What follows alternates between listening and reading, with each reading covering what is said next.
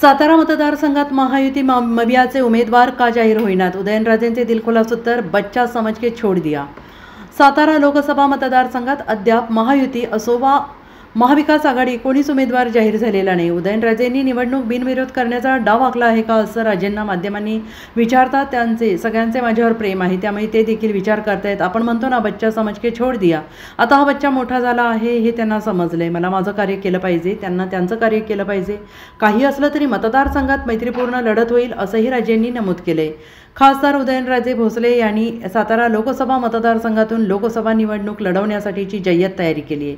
त्यासाठी त्यांनी सातारा जिल्ह्यात मतदारसंघात बैठका घेण्यास प्रारंभ केलेला आहे।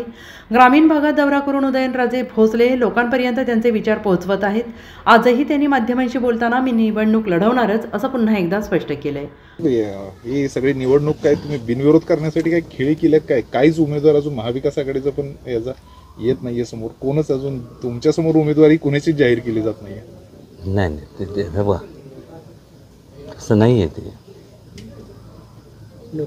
त्यांचं माझ्यावरती प्रेम आहे सगळ्यांचंच, आणि त्यामुळं ते पण विचार करतात आहे की जाऊन दे म्हणलं, यावेळेस म्हणलं ते म्हणतो ना, बच्चा समझ के छोड़ दिया, असं ते जरी म्हणत असले आता काय दुसरी बाजू अशी आहे, आता लहान होतं ठीक आहे, आता बच्चा राहिला नाही ना, तर मला माझं तर कार्य केलं पाहिजे, त्यांना त्यांचं कार्य केलं पाहिजे।